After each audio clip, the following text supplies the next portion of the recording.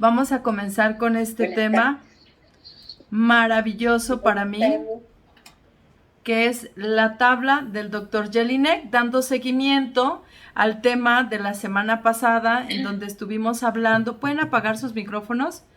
Donde estuvimos hablando precisamente de qué es la adicción, basándonos en lo que nos dice la Organización Mundial de la Salud, en las investigaciones de la psiquiatría de la Organización Americana de Psiquiatría y también de las investigaciones y del programa de Alcohólicos Anónimos, que son los pioneros, que son los primeros a nivel mundial, en donde hay una cantidad de recuperación, y por eso el programa de Alcohólicos Anónimos tiene más peso que cualquier otra técnica psicológica o cualquier otro tema que pudiera ser profesional para las adicciones. Bueno, vamos a hablar de la tabla del Dr. Jelinek. Se los mencioné que en 1944 él hizo esta tabla para poder identificar las fases del alcoholismo. Fíjense que la alcoholemia pues son las enfermedades de la sangre terminal y terminan en anemia como leucemia, anemia y el alcoholismo también, ¿sí? Por eso le pusimos alcoholemia y el doctor Jelinek le puso alcoholemia. El concepto de alcoholemia alude a la cantidad de alcohol que se halla presente en la sangre. El término suele aparecer si se hace referencia a un nivel excesivo respecto a los parámetros que se consideran normales. Cuando un individuo ingiere bebidas alcohólicas, una cierta cantidad de alcohol queda en su sangre. Por eso es alcoholemia, ¿sí? Porque el alcohol también se queda en nuestra sangre, así como las enfermedades crónicas como es leucemia y anemia. Estas son las etapas del alcoholismo. El alcoholismo puede dividirse para su estudio en 4 grandes etapas. La semana pasada se las mencionaba, pero no les desglosaba todo, solamente les mencioné lo que aparece en esta tabla. Y bueno, es la etapa prealcohólica, la etapa agravante, la etapa crítica y la etapa crónica, ¿sí? Así es como nos vamos a dirigir a estas etapas. Bueno, en la psicoeducación, la tabla nos puede ayudar para identificar las etapas del alcoholismo, para prevenir el consumo o para diagnosticar al paciente. También para crear conciencia en la familia del adicto o del consumidor de alcohol. El doctor Jelinek hizo una clasificación de las fases del alcoholismo. El doctor Elvin Morton Jelinek, médico biométrico, nacido el 15 de agosto de 1890 en Nueva Jersey y condado en Estados Unidos, publica su famosa tabla sobre alcoholismo en el año 1944, derivada de una investigación realizada sobre 2,000 alcohólicos en su clínica particular. Esta es la tabla, se las presenté la semana pasada como algunas de las introducciones de los temas, en donde también hablamos de los factores de riesgo, cuáles son estos factores. No sé si los recuerdan, pero eso va a venir en un cuestionario. Por eso no deben de perderse ningún tema, con ningún pretexto ni nada. Muy bien, vamos ahora con la primera etapa. Fíjense que en la primera etapa prealcohólica, pues viene este relajamiento ocasional de las funciones a través de la bebida, el relajamiento constante de las tensiones y aumento de la tolerancia al alcohol. Cuando el individuo se inicia en la ingestión del alcohol, ni él mismo sabe si llegará a convertirse en alcohólico. Se calcula, según estudios estadísticos, que casi el 5% de la población está en alguna etapa del alcoholismo. Siguiendo el curso de las observaciones estadísticas, sabemos que de cada 100 bebedores corrientes, 5 tornarán a alcohólicos crónicos. El primer contacto del futuro enfermo con el alcohol es el consumo ocasional de alivio. o sea, una afición en la que se considera a las bebidas embriagantes como una droga tranquilizadora. El aficionado pues bebe algunas copas y se va a su hogar a descansar y se tranquiliza sin causar molestias, ¿sí? Esta es la primera etapa en donde esta persona bebe precisamente para relajarse, se va a su casa, se duerme sin causar ningún problema. Vamos a la segunda etapa. La segunda etapa, que es la fase prodrómica, ¿sí? En esta fase prodrómica nos habla de los síntomas que preceden al desarrollo de una enfermedad. En el punto número 1 nos habla de los palimpsestos, que es la ausencia brusca o frecuente, sin alcohol, se le llaman lagunas mentales. En el punto número 2 nos habla de que cuando esta persona está en la etapa 2, pues bebe escondidas, hay preocupación por la bebida, beber con avidez, o sea, con un deseo fuerte e intenso, sentimientos de culpabilidad por la forma de beber y evitar el tema de la bebida y aumento de los palimpsestos, ¿sí?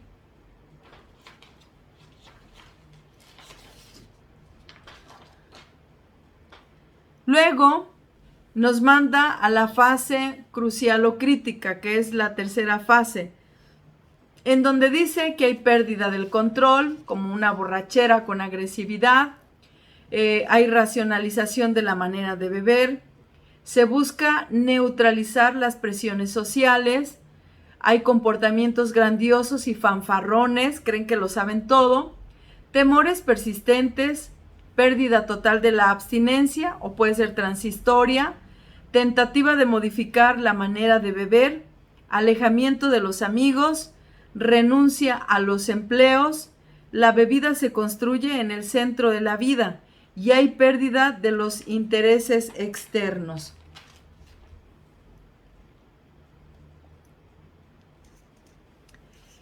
Seguimos en esta tercera fase. En el punto número 19 hay un cambio en la interpretación a las relaciones interpersonales. En el punto número 20 nos habla de la autocompasión o una actitud de mártir, de que sufre demasiado y de que ustedes no lo entienden, que no lo comprenden. Si ustedes vivieran, si ustedes sintieran lo que yo estoy sintiendo, pues entonces me comprenderían, pero no me comprenden. En el punto número 21 hay una fuga geográfica, intenta irse del estado o del país o de la colonia como para buscar o intentar un cambio y piensa que en este cambio o en esta fuga geográfica va a poder controlar su manera de beber o se le va a olvidar o va a empezar desde ceros y ya no va a pasar nada. Viene también este cambio en las actitudes familiares, muchas discusiones, siente que es atacado por la familia. También vienen los resentimientos irracionales, algunos serán racionales, pero en este caso son irracionales. ¿Por qué no le dices nada a mi papá que también bebe? ¿Por qué nada más me dices a mí? ¿O por qué no le dices a mi hermano que también él llega todo marihuano, pero nada más me haces caso a mí porque soy la borracha de la familia? Y también viene la protección de la provisión del alcohol, la protege el alcohol a capa y espada. Hay una negligencia alimentaria, deja de comer, o solamente cuando deja de beber come.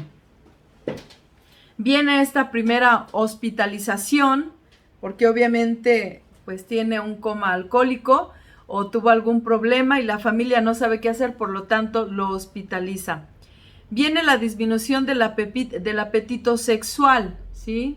Hay una disminución de este apetito y bueno, también vienen estos problemas de celos mórbidos y pasión de celos, porque obviamente cuando baja este apetito sexual, pues piensa que la esposa, la novia o la amante le está pintando el cuerno. Y viene el beber en ayunas. En el punto número 9 nos habla de beber en ayunas. Si se fijan, vamos pasando por todos esos números que les había mencionado la semana pasada. Solamente les mencioné los números, pero ahorita sí ya les estoy mencionando cada uno de los números con una característica. Vamos a la cuarta etapa. La cuarta etapa nos habla de la etapa crónica, en donde ya hay una intoxicación, como se los había mencionado. Intoxicación prolongada en el punto número 30, que es la bebida regular o matutina, el terrible estado de ansiedad, el malestar físico, las crudas, los temblores y la inseguridad, pues obviamente que nos llevan a consumir más alcohol, ¿sí? A consumir durante más tiempo, por eso es una intoxicación prolongada. Esta fase señala el final de la etapa crítica y es el preludio de la etapa crónica. La bebida empieza a levantarse, el enfermo aún trata de no descender sus obligaciones laborales y con el auxilio de ese trago soporta más o menos las primeras horas del día, necesitando a intervalos otras dosis de sostenimiento hasta que llega la hora de concluir sus labores y poder intensificar la borrachera durante la noche y así seguir la cadena interminable de tragos. Constitución física del enfermo o de su grado de cultura o formación ética. Él trata por todos los medios posibles por no llegar a la ruina y se sobrepone por cortos periodos para no caer en el desprestigio social. No obstante, su lucha, su resistencia, sucumben ante la compulsión física y la obsesión por la bebida. La enfermedad sigue su marcha, porque esto es una enfermedad progresiva, y es una enfermedad progresiva y por lo tanto es mortal. En el punto número 31, pues nos habla del deterioro moral acentuado, los trastornos del pensamiento, la psicosis alcohólica, beber sustancias similares que obtienen alcohol, por ejemplo, los perfumes, el alcohol del 96, o hay otro tipo de alcohol, creo que es de caña, el esmalte de de las uñas, para pintar las uñas o para despintar las uñas. Y bueno, viene la disminución. En el punto número 35 dice que viene la disminución de la tolerancia, ¿sí? O sea, que ya no tolera tanto el alcohol, sino que ya se pone, se los decía, bien borracho hasta las chanclas con una copa. Por aquí viene esta parte para descifrarlas. Bueno, cuando nos habla de la psicosis alcohólica nos dice que el significado es un desorden mental en el grado extremo o patológico. Prácticamente es un divorcio completo con la realidad ambiental. El pensamiento y la acción pierden su hilo normal y se amoldan a un cuadro clínico patológico de acuerdo con el tipo de psicosis. Hay demencia, es total ruina psíquica, toda la psicosis llevan a la demencia, ¿sí? Una persona que tiene un brote psicótico la puede llevar a la demencia. También aquí nos menciona que en las psicosis alcohólicas son aquellas que se originan debido a un excesivo del alcohol, o sea, es decir, el alcohol es un elemento físico determinante, pero desde luego hemos comprendido que la verdadera causa no se encuentra en el veneno mismo, sino en la personalidad de quien lo bebe, ¿sí? Todos los alcohólicos o todo alcohólico es presa de una ansiedad que crece hasta convertirse en angustia impotente ante un peligro para peligro real o ficticio. La ansiedad y angustia no son más que situaciones originadas por sus propios conflictos internos y frustraciones con el medio ambiente. El alcohólico alivia esa angustia, estimula los sentidos y disminuye la fatiga, y a medida que bebe produce una sensación de seguridad y autosuficiencia. Se olvida del pasado y se ve con ojos soñadores hacia el futuro, mientras el presente es el color de rosa. Pero como sucede en los castillos de naipes, el ilusionismo se rompe y vuelve la triste realidad a reaparecer con otros agravantes más. Y para borrar eso sigue la cadena de engaños a sí mismo durante el alcoholismo crónico. Por eso esto es una enfermedad, y es muy importante que ustedes lo entiendan, que esto es una enfermedad.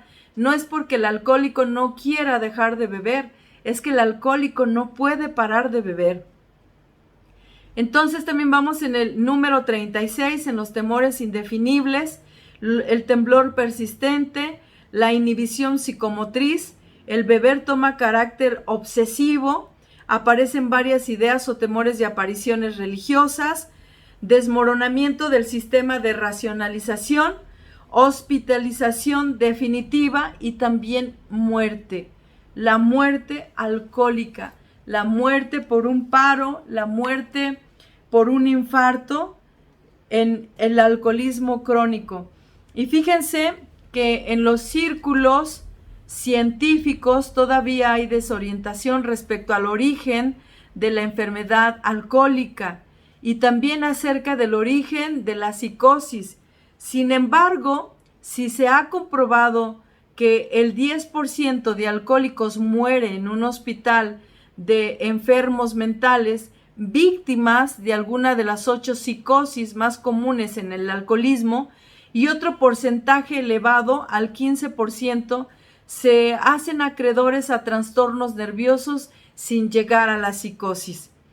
Lo cierto es que el alcohólico se caracteriza por una angustia y preocupación significadamente elevada, unida a una tolerancia muy baja a las pasiones de la vida. Su angustia parece resultar de la pérdida de control en las situaciones agudas de tensión que no puede soportar y de las que intenta escapar inmediatamente. Muy bien. Si se fijan, acabamos de definir todos los números hasta el número 43. Nos regresamos a la tabla en donde nos aparece hasta el número 45, ¿sí? Pero hablamos hasta el número 43 y en el número 43 nos está diciendo que mueren, ¿sí? Que mueren estas personas cuando llegan al hospital. Es importante que ustedes entiendan que hay delirium tremens, que hay ilusiones, que hay alucinaciones. ¿Qué es un delirio tremens? Un delirio tremens es la psicosis alcohólica más conocida por el público de causas complejas, a la que contribuyen muchos factores anatómicos y filosóficos, como factores metabólicos, disminución de la función antióxica del hígado, falta de oxigenación cerebral, incremento de los ácidos gástricos, deshidratación y carencia de vitamina de complejo B. Por lo general, el delirium tremens aparece a los pocos días de haber dejado de beber. Sin embargo, en ocasiones se presenta a las pocas horas de la interrupción de la bebida y... permítanme tantito. De la bebida.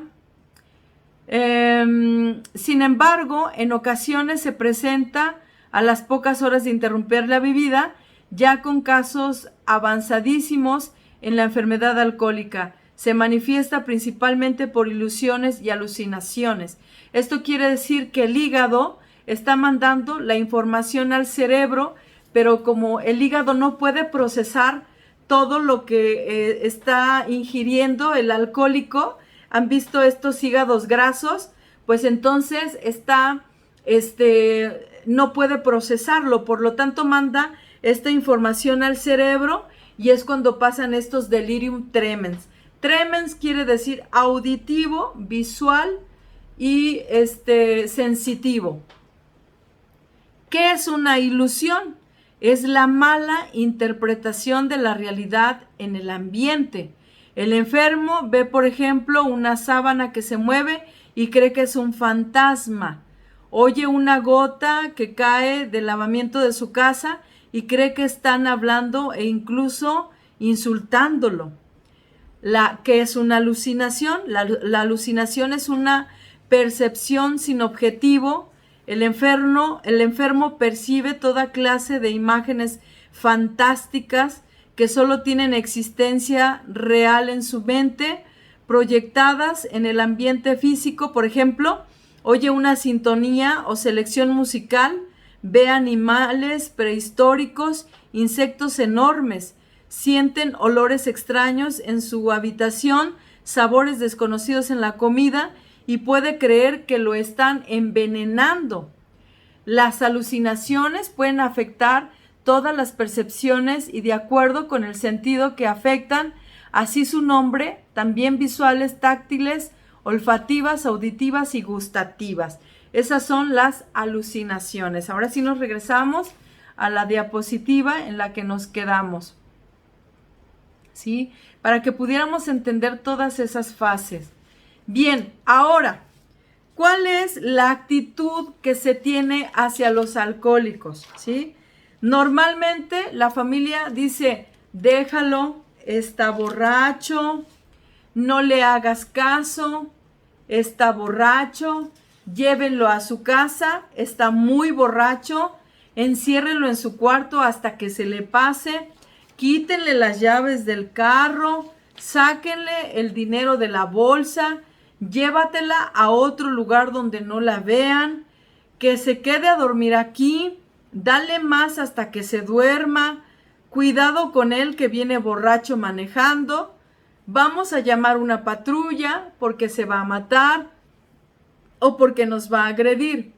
Perdónala, estaba tomada, no le dejes manejar, maneja tú, no abuses de ella porque está borracha, necesita trabajo para distraerse. Estas son algunas actitudes que se tiene hacia los alcohólicos. Hoy en la familia y la sociedad debe informarse y hacer referencia que si tiene estas características de las fases, lo más ideal es dejar de beber, o sea, ya no debe beber más y buscar ayuda para la abstinencia y para trabajar con su enfermedad. El enfermo debe aceptar con este análisis ya sin consumir, porque obviamente que consumiendo no va a aceptar este análisis y mucho menos escuchar a la madrina Lupita que le está hablando sobre la tabla del doctor Jelinek y cada una de las fases, no lo va a entender. El borracho no va a entender nada, así es que tiene que ser sin consumir. Este hecho y que los daños de riesgo de encontrar lesiones irreversibles básicamente en el hígado y en el cerebro. Mientras más sepamos de estos riesgos, en mejores condiciones estaremos para atajar la enfermedad a tiempo. Entre más rápido, entre más pronto se le ayude al alcohólico o a la alcohólica, pues vamos a reducir más daños. Aquí está la comparación del hígado sano y del hígado graso. Ya ven, ese hígado sano, pues ahí se ve muy bonito y tiene esta como arteria que es como una división. Y luego viene el hígado graso. Ese hígado graso ya es muy peligroso porque les vuelvo a decir que ya no puede procesar bien. Entonces, cuando se le reviente esa como arteria que tiene ahí, pues ya va a desatarse un problema más grave como es la cirrosis hepática. Vuelvo a mostrar ese hígado sano y les muestro el hígado en una persona alcohólica con una cirrosis hepática, en donde tienen que tener un tratamiento especial. Este hígado ya no se regenera, el hígado anterior sí, el hígado graso sí, pero el otro ya no se regenera porque ya tiene una cirrosis. Vean todos esos puntos que tiene ahí. Y pues ya hay venas también en el estómago y en el esófago y tienen que estárselas cauterizando para pues ayudarlo a sobrevivir un poco más de tiempo. Y bien, esta es la foto del cerebro humano. Vean la foto del bebedor moderado. No está tan hueco, por así decirlo. Sin embargo, la foto del alcohólico, vean lo hueco que está su cerebro. El cerebro se gelatiniza, por eso muchas veces cuando están en estado de coma, estamos babeando, se sale la baba porque nuestro cerebro está gelatinándose y pues en cualquier momento podemos sufrir de un infarto o podemos sufrir de una muerte en un coma alcohólico.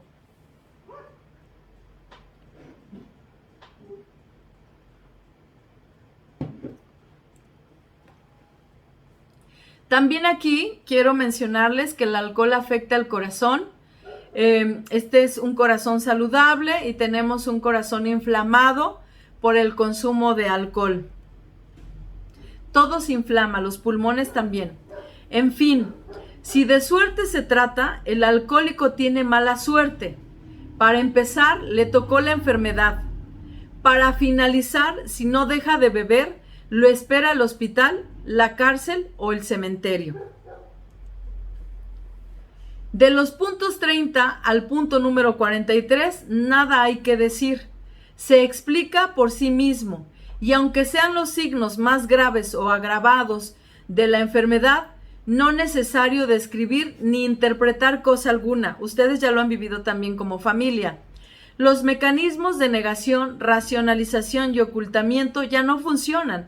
Ustedes son los que no beben y ustedes son los que se dan cuenta de que hay un problema ya agravante, que está agravado y que por lo tanto necesita ayuda. El alcohólico necesita ser rehabilitado, necesita estar en abstinencia completa, porque de lo contrario no va a poder entender toda esta información que les estamos dando.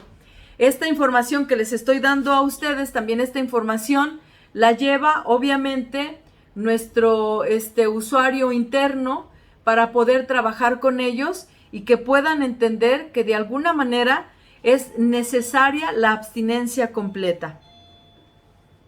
El alcoholismo es una de las enfermedades más complejas, ya que se requiere del propio diagnóstico. Un alcohólico que no sabe qué es lo que le pasa o que no sabe que está enfermo física y mentalmente, será imposible dejar de beber. Es necesario la rehabilitación para crear conciencia de su problema. Las juntas de AA son un argumento de que somos iguales y que tenemos el problema de no poder parar de beber y no podemos consumir como lo hacíamos en el pasado. Eso también ustedes lo deben de entender, porque hay una ilusión muy tonta, muy estúpida en la familia, que desean que el alcohólico pueda beber como bebía antes sin tener problemas. Y no, aquí de lo que se trata es de que ya nunca vuelva a beber, porque nunca va a regresar. Esa tabla que nos está mostrando el doctor Jelinek, nunca va a regresar. La solución es la abstinencia completa. Esto también lo dice el doctor Silwood en la opinión del médico en el libro de Alcohólicos Anónimos. Los alcohólicos seguirán experimentando estos sentimientos y pensamientos deteriorados hasta experimentar un cambio psíquico completo. Para el alcohólico ahora no hay otro tipo de opciones o recursos, solamente una experiencia espiritual a través de un cambio psíquico, a través de una experiencia espiritual, pero dentro del programa, dentro del tratamiento de Alcohólicos Anónimos. Bueno, esto ha sido el tema del día de hoy. Estoy para ustedes, para alguna duda, estoy para servirles.